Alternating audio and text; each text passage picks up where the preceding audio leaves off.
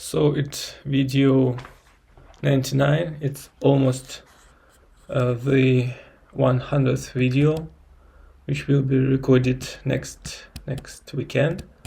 But for now, I'm going with the working scheme over this video. First, I'll start with the navigate words for the lesson, for the unit 6A, for the unit 6. It looks like I can do only one unit a week without giving too much efforts. I read through all the text in the unit and through the tape scripts just to get the feeling that I can read aloud most of the words. Even if I don't understand the meaning of some particular words, like put up, of course, phrasal verbs with lots of prepositions, which give some additional meaning to the original word. But at least I can read aloud correctly most of the words, and this is my current purpose in navigate.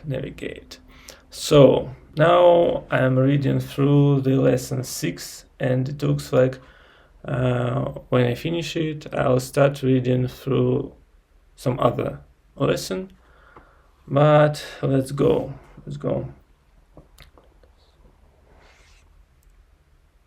Okay. And another thing, I'm not sure how to give, how to use the words from these lessons. I may give the definitions, but maybe it's the better way to use this particular word in the sentence, because this will be the example of the usage. For example, alien, something from the song I'm in love with an alien, but I should say in Gintama manga, the aliens conquered the earth, and especially Japan, and they brought the technologies, and they forbade for the samurais to use their swords, and only a small number of real samurais continued to fight against these aliens. Next, alluring in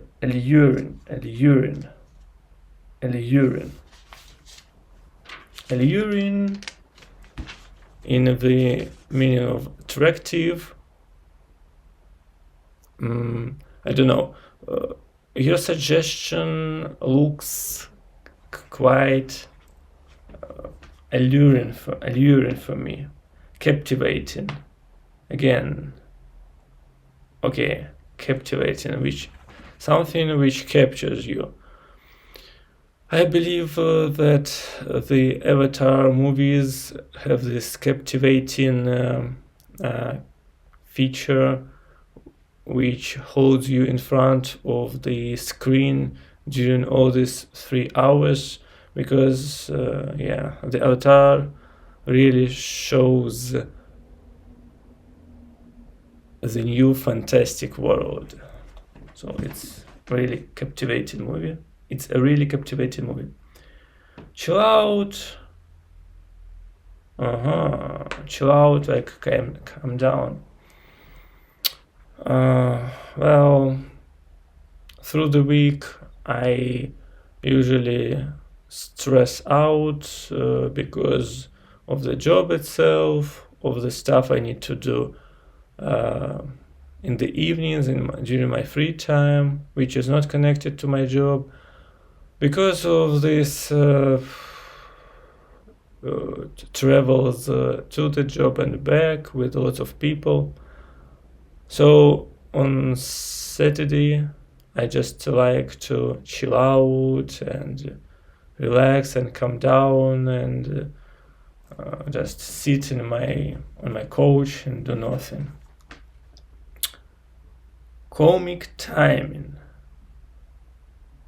Well, actually, I didn't get the idea behind the comic timing, so I can't say very much.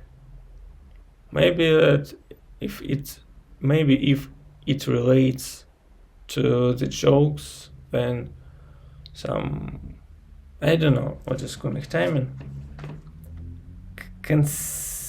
Convincing. Yeah, something which is convince you. So your argument is very convincing, and I agree with your point of view. Reckon, like, think, consider. Yeah, I reckon they didn't learn the lessons of their predecessors.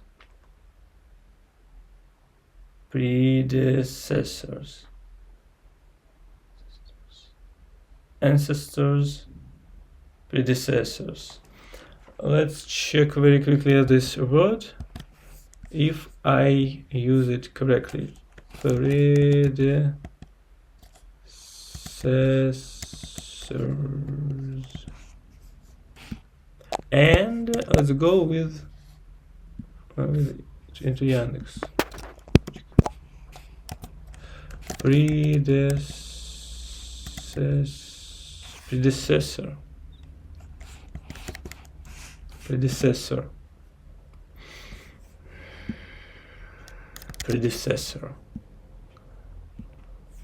So stupid, this Yandex is so stupid. Yeah.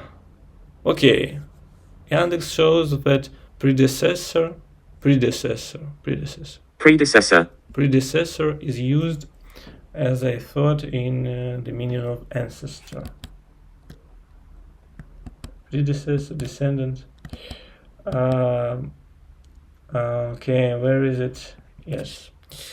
So again, I reckon they didn't learn of the lessons of the predecessors. Drive me up the wall. Let's say my neighbor has a very loud dog, and it's barking all day and night. It just drives me up the wall. Electrifying, extremely or exciting. Electrifying. I just returned from the concert of I don't know, Shakira maybe, and the performance was just electrifying. Formulaic. Oh, formulaic. Yeah, after Rowling created her Harry Potter phenomenon, there were published lots of books which plots are just formulaic, about a teenager who discovers that he is some magic user from the parallel world, and of course he is the main character in this world. So all these characters are so formulaic, like Percy Jackson and the Olympians. Get my head round. Yeah. So many events happened during this week in all areas of my life. So I just need some 2 or 3 quiet days to get my head round. Yeah, get together, like a meeting. We have a get together of my former classmates last week. Gritty, I'm not sure. Gritty? Well, if the translation is correct, the correct one, then gritty means something without decorations or something like. He just gave us the gritty description of the events. Yeah, the way it happened in reality without any heroic or some stuff, emotional stuff. Veteran. Okay. He was a veteran of the Vietnamese War. Have the highest regard for.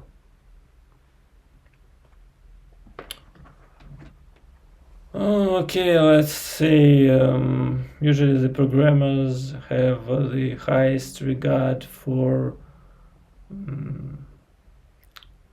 the characters who are considered to be legendary. Like at work, we had this guy who had the highest regard for Linus Torvalds. Yeah. Homonyms.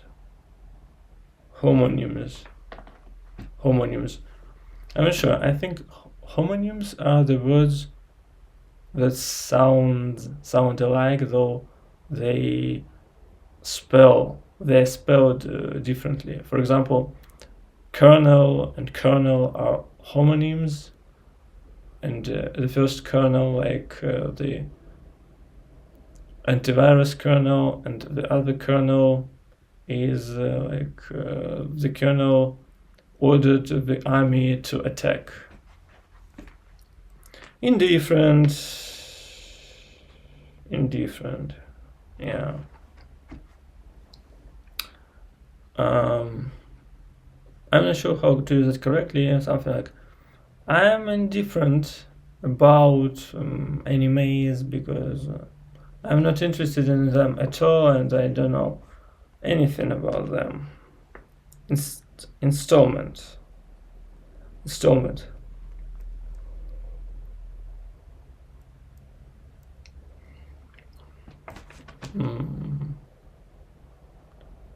I'm not sure.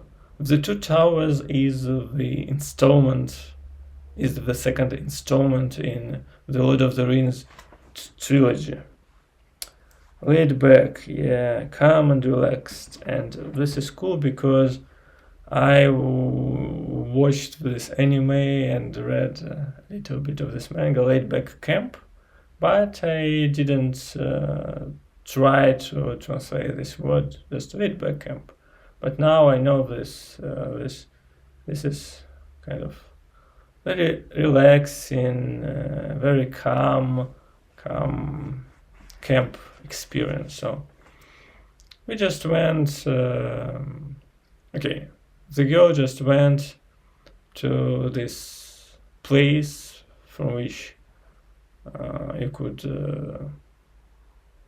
observe Fujiyama Mountain, and she said the very laid-back camp, or she had the very laid-back experience. Right down, quite successful. Okay. Let down. Yeah, he said that he will pick me up at 11 and then we'll go to the airport, but he didn't show up, so he let me down. But in this particular case, it's more like the inefficient management let down the whole enterprise.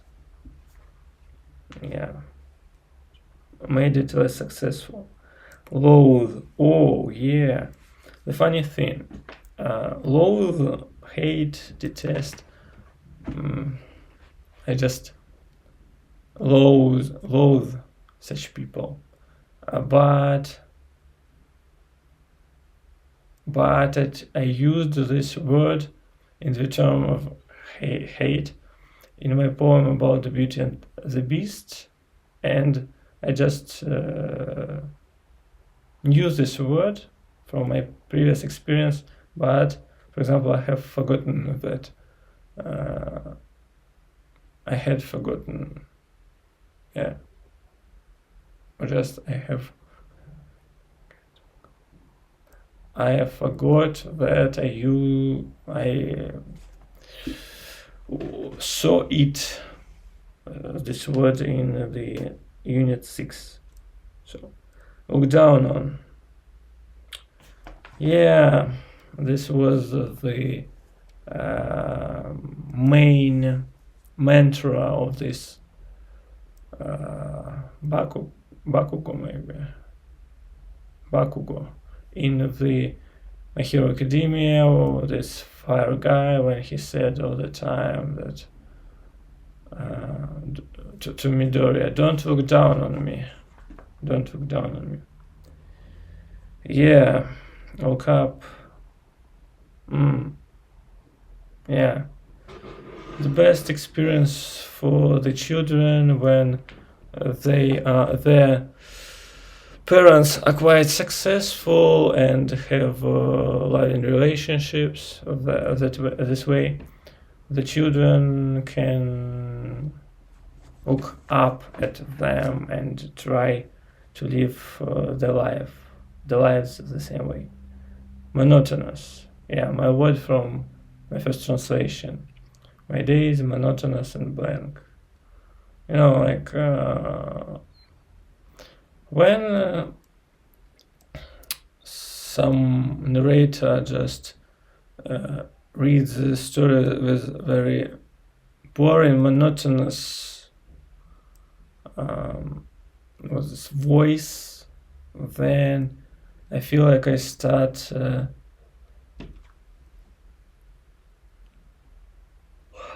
I start falling asleep like in 5 or maybe 10 minutes after the start of the story, after the beginning of the story.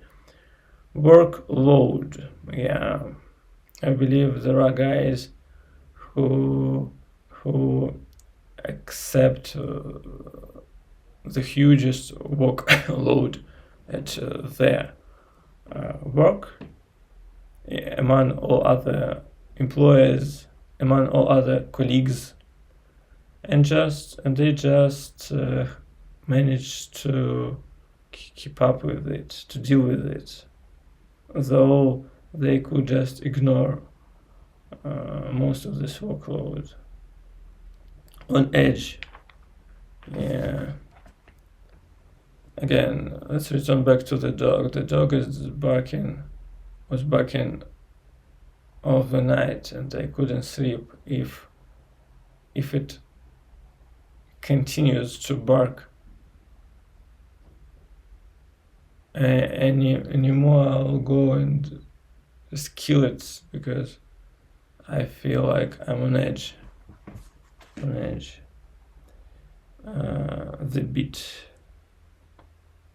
The bit, maybe like this bit of information is quite interesting though. For example, I learned this small stuff that this bit of information was in the Oxford Dictionary, that it's preferable to say he is asleep than he is sleeping. It's more to say he is asleep is more usual, is more common way to express this idea. Lemonade. If the life gives you a lemon, use it to make the lemonade. Slump. Yeah, like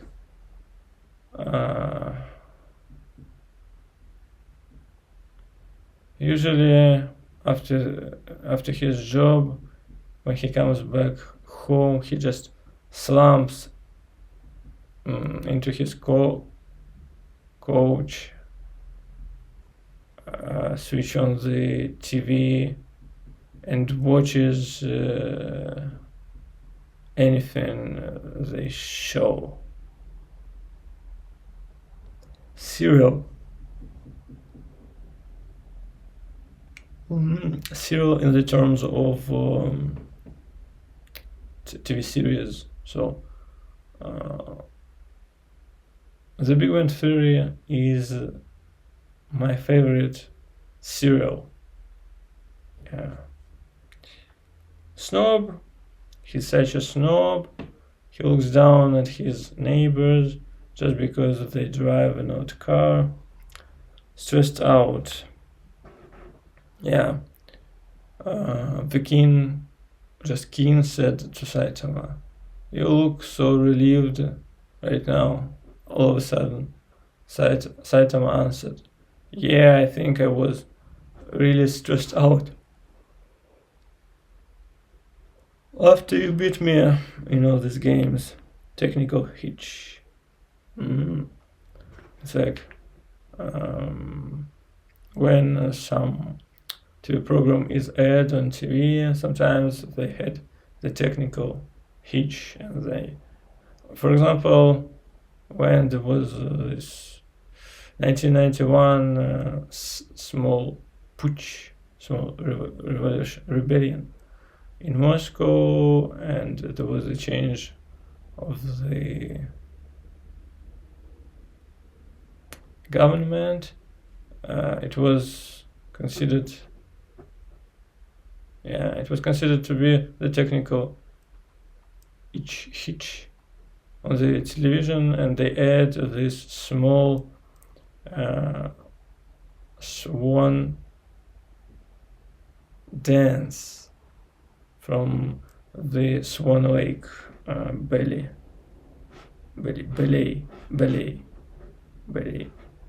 Okay, tranquil. We came to the lake, and it was so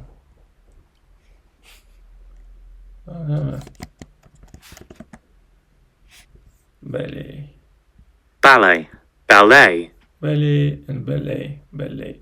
So we came to our cottage, to our country cottage,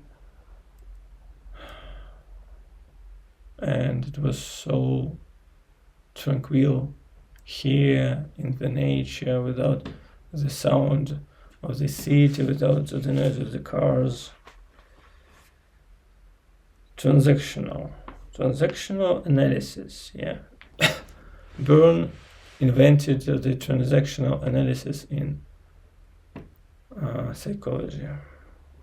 Unwind, yeah. So when your neighbors or your coworkers or your boss winds you up, you need to go to some tranquil place to unwind yourself. Okay, it was quite fast because there were not so many words in this.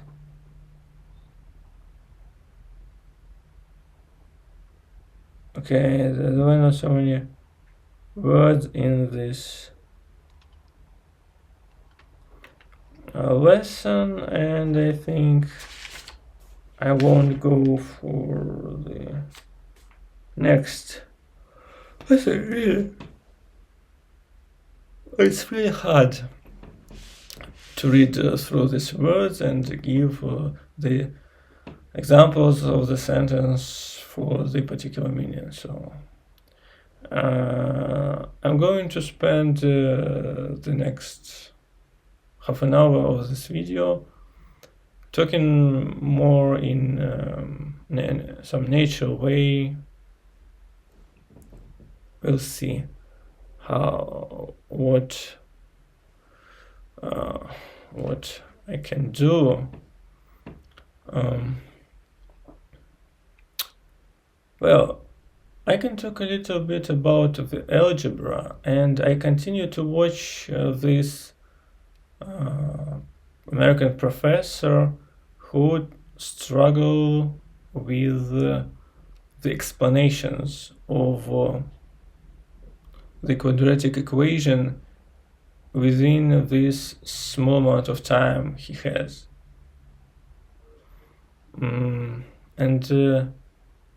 Yeah, I watched several lectures during this week and it was about, let me think, factoring, or what was the second? Okay, it was about the way he defined different qualities of this quadratic equation. Ax squared plus bx plus c equals 0, or the function, or the quadratic function which is y equals ax squared plus bx plus c. So because he introduced it to the people who never learned math this way, he started with a very simple and very specific technique which works only like in the beginning or in some special cases. So this quadratic function can be drawn on the Cartesian plane like a parabola, and okay, let me check this. Parabola.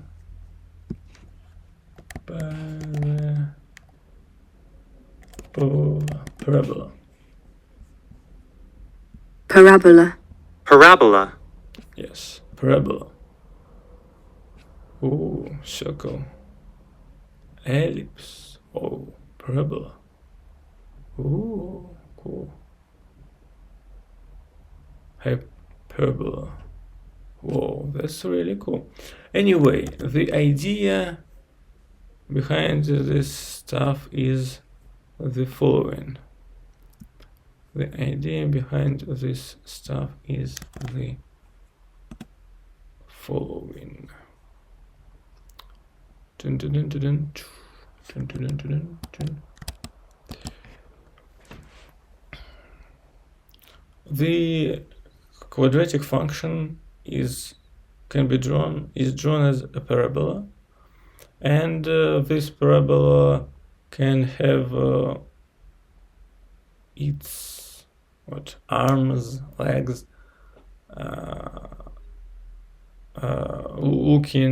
going up into the sky or going down into the ground.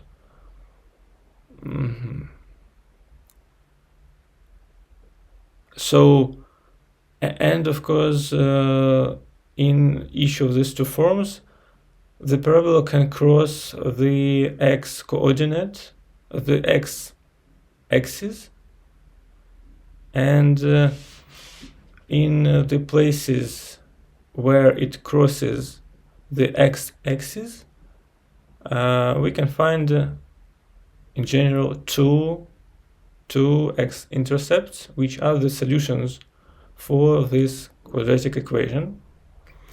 Sometimes the parabola touches the x-axis only in one spot, then there is only one solution, and usually, and kind of by the definition, this spot is the vertex of this parabola, the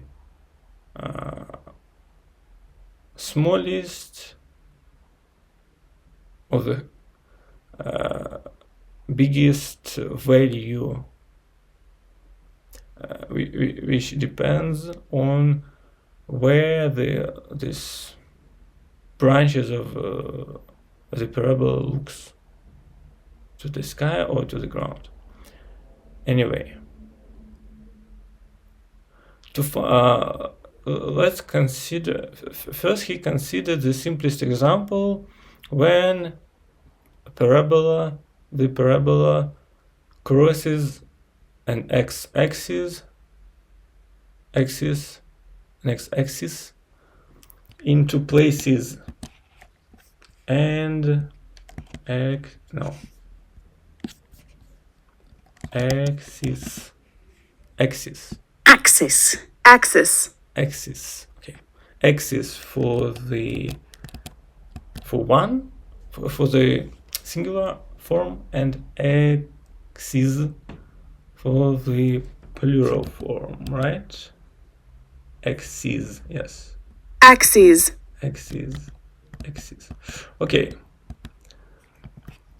So first he gave two simple techniques how to solve this quadratic equation. It was the factoring when in some special cases, especially prepared or when you are just lucky, you can factor the parable into two factors, like x minus some k multiplied by x minus some m.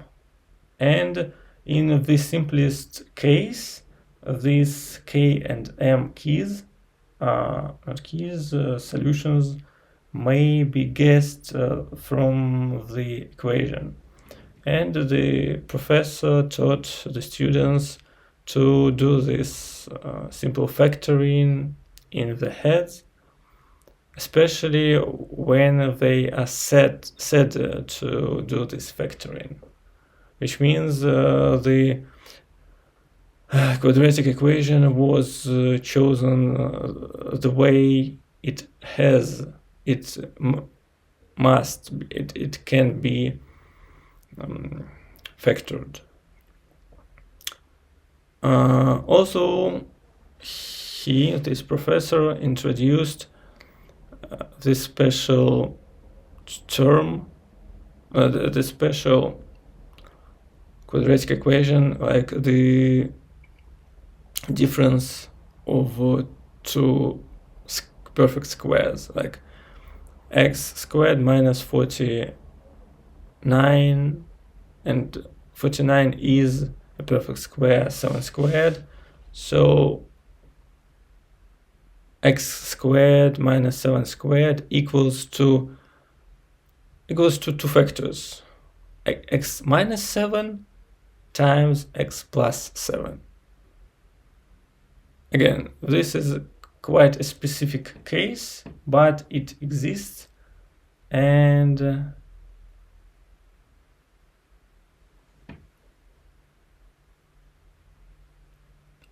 this professor encouraged his students to remember this formula. So let me think. X minus 7.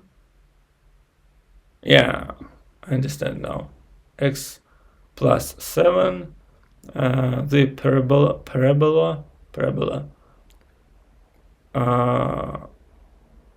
The vertex of this parabola has x coordinate equals to 0, and the y coordinate equals to minus 47 of 49. From this, the professor moved into the definition of the discriminant when every quadratic equation can be solved in some general case, algebraic, more algebraic algorithm, and he showed that if there are those two x-intercepts where the parabola crosses the x-axis, then they can be quite difficult or almost impossible to be guessed while performing the factoring from the previous lectures, because these roots of this square quadratic equation could be shown like, for example, x plus square root of 5 and x minus square root of 5, and yeah, and it's just impossible to guess this.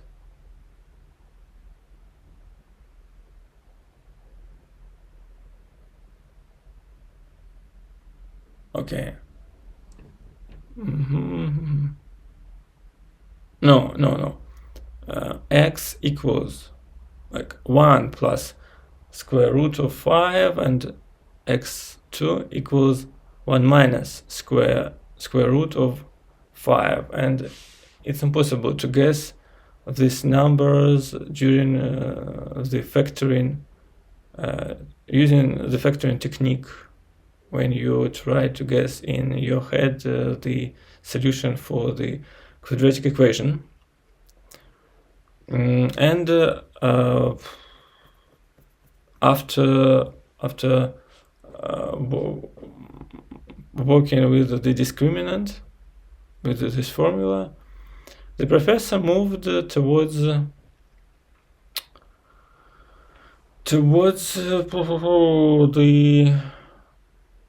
squaring maybe of this quadratic equation.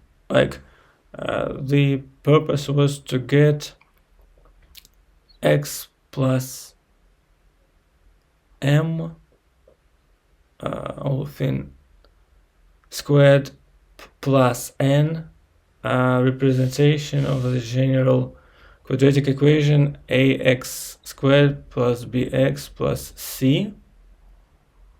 Yeah, and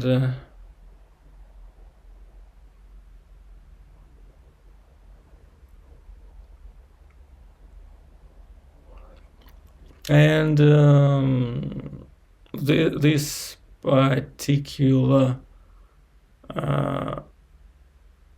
form of the parabola gives us the coordinates for the vertex and for the x-intercepts, so it's more like graphical solution for this algebraic problem, but at least it helps to understand how this stuff looks in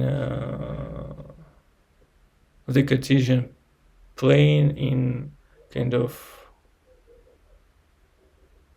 in the imagination, not just like the set of some letters and signs which should be learned and then used without understanding what this thing is about.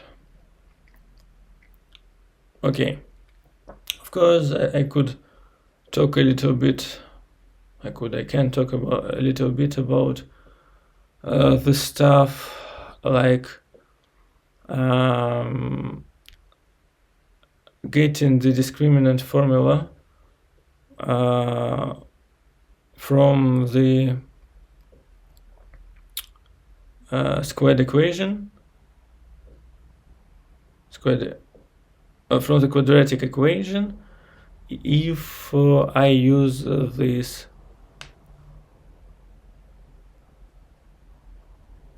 let's call it squaring of the quadratic equation, but it's really hard imagining this stuff in my head and talking about it in English, so I think that's all with the hard stuff, and I'm just going to talk a little bit about some random stuff. For example, I discovered How I Met Your Mother, TV serial, and I watched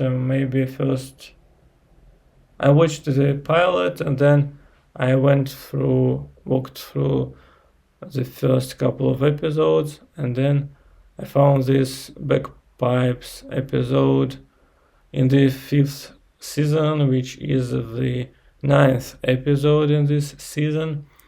And actually, I decided to try How I Met Your Mother because of these shorts on YouTube, where, I don't know, this character, the suit man, his friend who always wears the suit, so he explained why he and Robin never had any quarrels when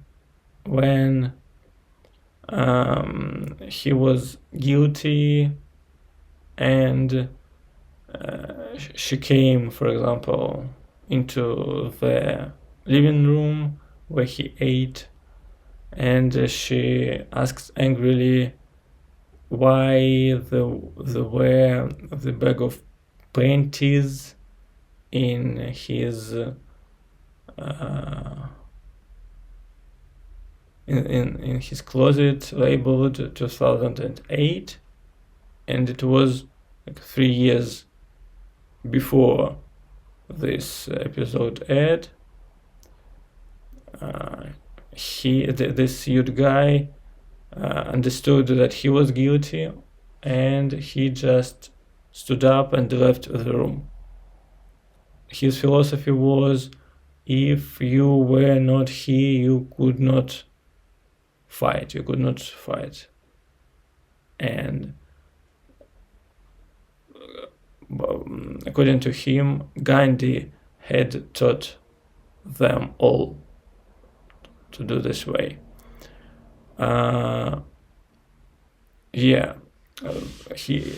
This lawyer guy, his friend, said that he didn't believe that Robin put up with this approach to dealing with the quarrels. And I'm going to check this particular word, put up, to show particular skill, determination. The team put up a great performance. This without putting up much. Suggest an idea. To let somebody stay at your home. Suggest somebody as a candidate for a job. To build something somewhere, to fix something. I don't know. Maybe they surrendered without putting up much of a fight to show a particular level of skill in a fight. Let me just check the Yandex. Put up. For some reason I didn't find this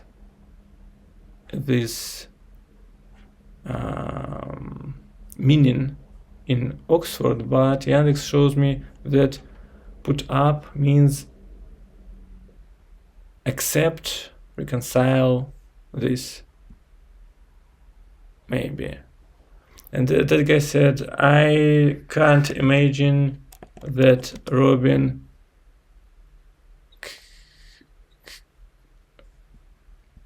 could put up with this, which means Robin could accept this way of avoiding any quarrel.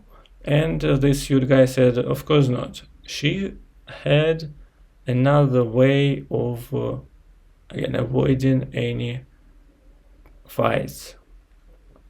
He sat in his suit in the living room eating his whatever it was, dinner, and she came to him and asked whether the ties were machine washable,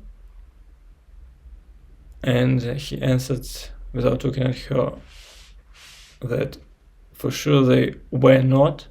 And then he asked, he looked up at her and asked, why are you asking?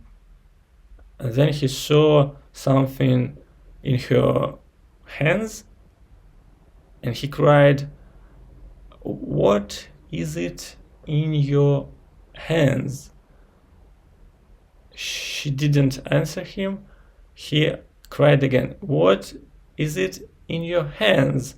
And she threw away this ruined ties, and she started to unbutton her blouse. And this made him, I don't know, made him get pleased, and this way she avoided their fight all the time. I liked the face of this actress, so I gave it a try, and I watched the pilot, and it was quite alright. But several other episodes were not so cool, and later I discovered that, yeah, this woman played some agent in the Avengers. I liked her there, her face and even her figure, but she kind of big and strong. Well, actually, she's a good agent, but it's kind of really big and strong compared to the K-pop girls from the K-pop industry. But anyway, her face is really, really beautiful, and it's kind of cool to look at her face. That's why I gave it a try, and I think I'll watch some of these episodes in the future. Another point for this TV series is that in the same episode where Robin undressed to stop the fight, to avoid the fight, this sued guy suggested how to calm down, how to resolve the problem with the washing the dishes.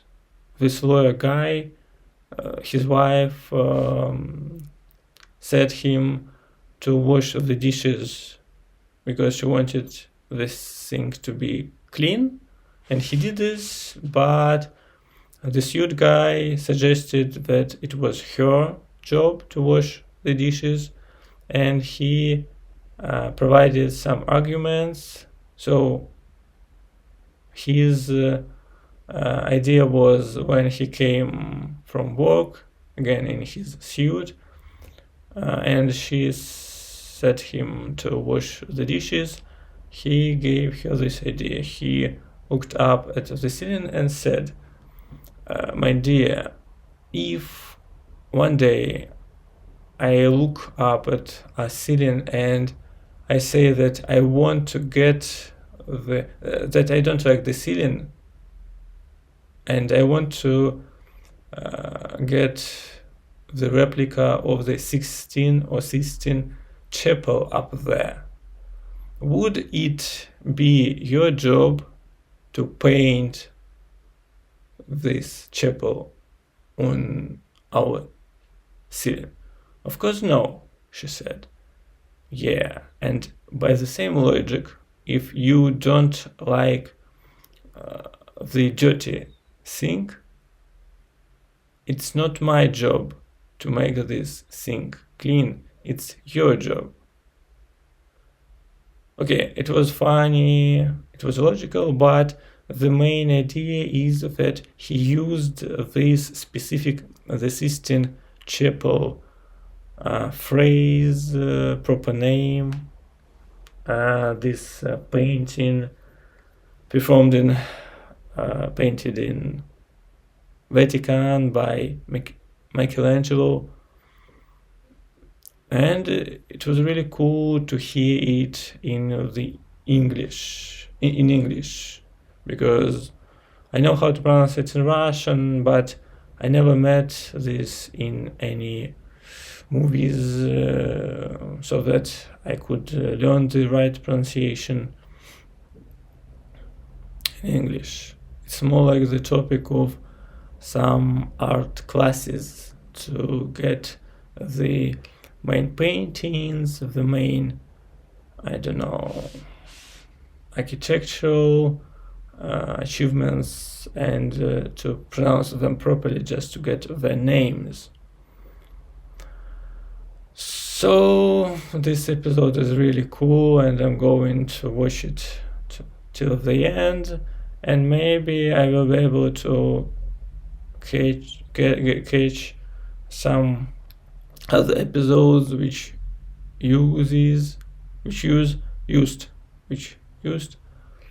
some references to these cultural proper names, because in the Big Bang Theory, especially in the beginning, they had these references all the time to some movies, like the Gremlins, the Star Wars, the Star Trek, to, of course, to the stuff like Marvel and DC, and to the physics itself, molecular sieve and boson and lots of other stuff. And this is the reason why I don't like the Friends,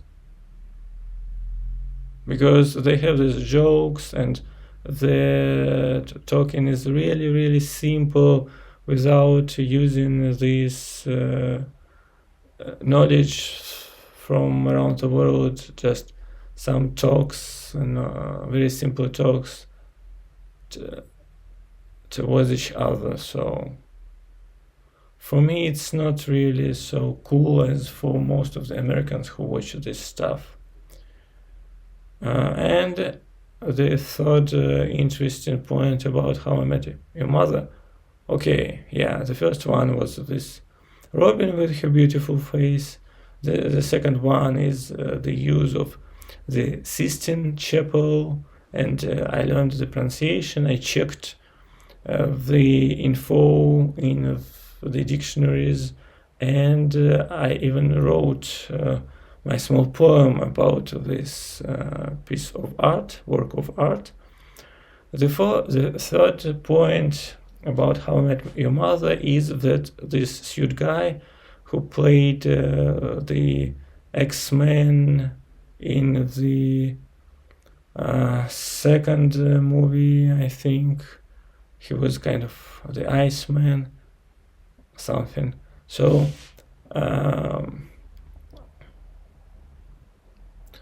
the How I Met Your Mother started in 2005, and in 2006 he came out as a gay, because before this he was about 30 years old. Before this he dated one woman, maybe she was an actress, and later he confessed to some interview that she was really cool, hot and something, but he didn't feel so much about her as he should, and he decided that he may be not the ordinary man, and then he realized that he was a gay, and soon he found his husband or wife, I don't know, his partner, and later they had two boys, I believe, born through the surrogacy, surrogate, this artificial, pregnancy. So this is another major TV series which had this gay person. The first one for me is, of course, Big Bang Theory with Sheldon. And, of course, the fourth point, the first point. I want to check this particular phrase, the first point.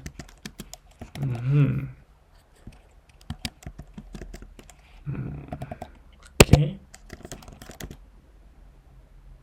Okay, for the benefit, so we can say this, but in favor.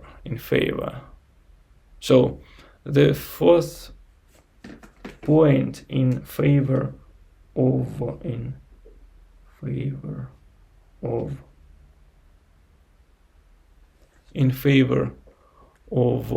How I Met Your Mother TV series is this Hannigan, whoever she is, this actress, this kind of funny actress who was the main supporting character throughout all Buffy series, and as I discovered, she was in the American Pie, and later she went through all How I Met Your Mother episodes. The interesting thing is she has really funny, face, funny, nose, maybe mouth, and it makes her a perfect comedian actress.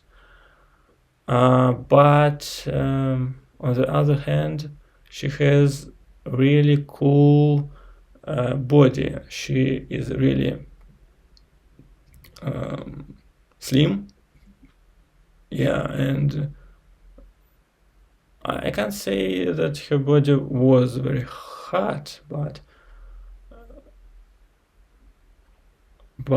it was okay, really okay. But because I didn't like her face, I preferred back then Sarah Michelle Gellar. Yeah, but I couldn't watch Buffy even for the sake of Gellar because it's so terrible as I think about it. All these transformations into the vampires, that's really terrible. But anyway, the life of this Hannigan is quite well. In 2003 she met this cool actor who is not so popular as she, but they played in Buffy together, and they have been married ever since for 22 years now, and they had 2 daughters. And at some point she was kind of fat because she gained her weight, but then she started to dance and she lost, I'm sure, 20 pounds maybe. In any case, at her 50 she looks quite cool, and for some reason her funny comedian face didn't change at all.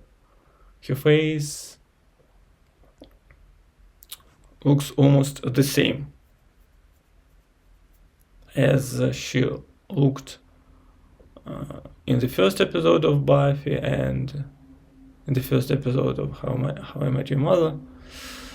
So that's just a cool thing about an actress who with the hot body but quite a funny face, but who made a good career as the supporting actress through major TV series like The Buffy and How I Met Your Mother, because that Robin actress, she was from Canada, and well, she had some ovary problems throughout her life. Okay, so quite an interesting story behind this How I Met Your Mother, and I hope I will find some funny episodes. The thing is, it's kind of interesting to listen to new people, new intonations. The way they say is different from Sheldon's and Lena's, and I need some time to adapt to them, just to understand what they say, though they say the same words I always hear when I listen to some audiobooks, or movies, or TV series. So, and with this, I have an hour of recording, and well, talking about How I Met Your Mother really helped me, because thinking about algebra without having this picture in front of my eyes, this formula, but thinking this formula in my head, it's really difficult. Yeah, I believe in Russian, it's kind of difficult to think this in my head, but in English it's real challenge. Anyway, I think this is the end of my current vlog 99, and the next week I'll record my final vlog for this challenge. It will be 100th vlog. So that's all for today, and this is the end of vlog 99.